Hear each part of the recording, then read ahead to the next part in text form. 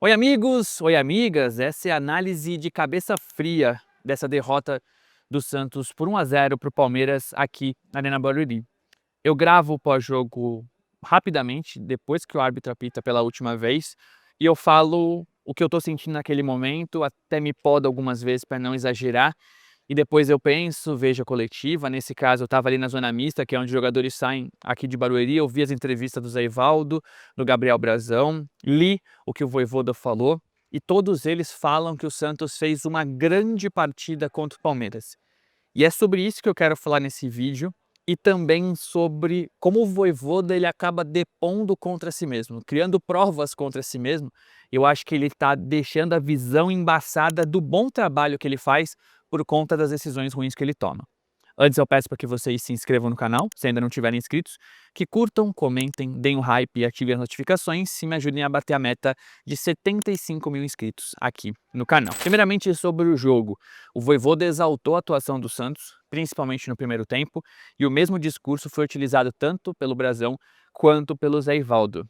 E aqui vai a minha primeira reflexão sobre isso. Eu acho que existem cenários e contextos diferentes para uma grande partida. Eu não acho que o Santos foi mal, mas jogar o que jogou contra o Palmeiras não é uma grande partida. Perder mais o clássico no estádio que era quase que neutro, Palmeiras não lotou a arquibancada, não era aquele cenário de dificuldade como eu já vi no Allianz Parque. Começo de temporada, as coisas muito equilibradas, né? Depois a tendência é que o Palmeiras esteja no nível melhor que o Santos, né? Ao longo dos meses, por conta do elenco maior, por ter mais dinheiro. Então as equipes estavam quase que em pé de igualdade aqui em Barueri. Dizer que o Santos fez uma grande partida nessa derrota, eu acho que não é a realidade. O Santos não foi mal, eu acho que precisa ter contexto, é o segundo jogo da temporada, pré-temporada muito curta, jogadores ainda vão estrear, mas se a gente partir do princípio de que isso que a gente viu aqui é uma grande partida, eu acho que a gente nunca vai fazer uma grande partida de verdade.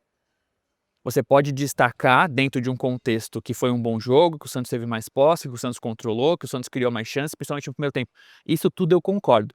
Mas dizer que é um grande jogo, como eu ouvi várias vezes aqui na saída do estádio, eu não acho que é a realidade. Grande jogo é quando você domina do início ao fim e quando você vence, né? Ou aquele jogo que você tem 4 bolas na trave. Puta, jogamos pra caralho. Aquela eliminação do Santos pro Corinthians do Campeonato Paulista, né? Quando teve aquilo que virou meme da bola numa noite infeliz, enfim. Não foi o que a gente viu hoje. Então eu acho que a gente tá colocando a expectativa muito no pé. E eu acho que esse cenário de achar que um grande jogo, né, foi o que a gente viu nessa derrota, faz com que talvez o Vojvoda justifique as decisões impopulares que ele tem tomado. Aqui, antes de eu continuar meu raciocínio, eu quero destacar que o Vojvoda é o melhor técnico do Santos nos últimos anos. Talvez o melhor técnico desde Jorge Sampaoli. O trabalho de campo dele é bom, os treinos todo mundo elogia, o Santos taticamente é bem organizado. A gente tinha uma dificuldade tremenda de passar do meio campo até outro dia com o Carille, e o que a gente vê aqui é um time que tenta sair com bola no chão, que tem jogadas e que esbarra na própria qualidade técnica inferior, geralmente, à dos grandes adversários, como foi do Palmeiras. Feito todo esse disclaimer, o Vojvoda, por entender que o Santos talvez não esteja pronto para dar esse salto, para ser protagonista, para jogar contra qualquer adversário, o Vojvoda justifica as decisões conservadoras que ele toma. Eu acho que eu cometi um erro no canal aqui ano passado quando eu disse que o Vojvoda estava sendo covarde, até brinquei e usei a palavra cagão. Eu acho que eu tenho que tomar cuidado com as palavras aqui, né? Mas conservador, eu acho que está dentro do cenário do que a gente tem visto do Vojvoda. O Vojvoda gosta de um time que tenha posse, de um time que ataque, mas na hora da decisão final, das escolhas, ele está sempre pendendo para o jogador mais experiente. E isso tem os seus malefícios. Tem os malefícios em campo e tem principalmente o efeito colateral que isso causa na torcida. Ele precisa entender o que é o Santos. E eu não sou idiota de achar que a gente, há 10 anos sem título, precisa atacar todo mundo e ter 7 atacantes. Eu entendo o momento do Santos. Eu sei que a gente está abaixo de vários rivais em vários termos, administrativos, financeiros e tudo mais. Só que o torcedor do Santos, ele só vai gostar do treinador, só vai apoiar o trabalho da comissão técnica, se a comissão técnica entender o que a maior parte do torcedor sente. Mesmo que você escale um Robinho Júnior ou um Vini Lira, E aí o Vojvoda mostra depois que ele tem razão. Podia ser isso, tá? Não, eu tô vendo o treino, vocês não estão. Eu sei o que eu tô fazendo. Mostra pra gente, então. Porque o que a gente vê em campo é diferente do argumento dele. Porque ele fala em transição, ele fala em equilíbrio tático, ele fala que os jogadores estão treinando bem, e aí ele vai e justifica a entrada do Cavaleiro, por exemplo, contra o Novo Horizontino. E a gente vê que os jogadores que entraram, por mais que não tenham se destacado, mesmo jovens, foram melhores. O mesmo Cavaleiro que ele justificou ser titular, o Cavaleiro não entrou hoje. E o Miguelito, que não entrou antes, entrou primeiro hoje. Então, ele mesmo, acho que ele está se perdendo nas próprias decisões, nas próprias escolhas. E está aumentando. Eu acho que aqui a gente precisa ver o copo meio cheio, tentar ponderar e refletir, conversar mesmo e não ter esse espírito mais radical. Mas as decisões que ele tem tomado estão levando o torcedor para o caminho de que o Vojvoda é apenas mais um, o Vojvoda talvez não seja tão bom, ele só vai dar certo no Fortaleza, ele é retranqueiro, ele não gosta de base. São expressões e cenários que a gente está levando ou vendo na internet levados ao extremo, só que o Vojvoda parece que está alimentando isso de alguma forma. Eu sei que no fundo ele está pensando na vitória, obviamente, na organização tática do time, ele vê coisas que a gente não vê, mas a partir do momento em que a gente olha o Escobar jogar contra o Palmeiras e a gente vê o Vini Lira, a gente não consegue acreditar no Vojvoda que o Escobar é uma melhor opção. É impossível acreditar que o Cavaleiro é uma opção melhor que o Robinho Júnior. O Robinho Júnior não está pronto, ok, mas o Robinho Júnior está pronto para ser melhor que o Cavaleiro. Talvez não para ser titular, com os reforços que tomara que venham. O Vini Lira não está pronto, mas o Vini Lira está pronto para ser melhor que o Escobar. O que não é difícil, convenhamos, tá? Mas o Vini Lira não é aquele cara de 16 anos que acabou de subir da base. Ele foi titular contra o São Paulo no Clássico faz um ano. E depois não teve essa transição. É mais uma copinha dele, ele foi relacionado, foi promovido profissional. Ele entrar aos 42 minutos do segundo tempo, numa noite em que o Escobar comprometeu o resultado, dá esse recado, é um prato cheio para essa galera que tá chamando o Vojvoda de retranqueiro, que tá falando que o Vojvoda não gosta de base. O Santos entrou hoje contra o Palmeiras, sem nenhum menino da Vila, de fato, né? Igor Vinícius, Tassiano, passaram, voltaram. Esse menino da Vila mais jovem, que acabou de subir da base. E aí os jogadores entram num contexto adverso, né? O Robinho entrou perdendo, o Lira entrou faltando 5 minutos. Então eu acho que o Vojvoda, ele precisa, obviamente, fazer o trabalho de campo bom que ele faz, organizar o time taticamente como ele organiza, porque de fato a gente viu que o Santos melhorou, mas ele precisa também pensar nesses efeitos colaterais, porque esse contexto é muito importante. Depois que terminou o Santos e Novo Horizontino, eu falei aqui no canal para vocês, o Robinho, ele tem um poder, muito pelo que a gente viu do pai dele, de transformar ambiente. O Vojvoda precisa entender.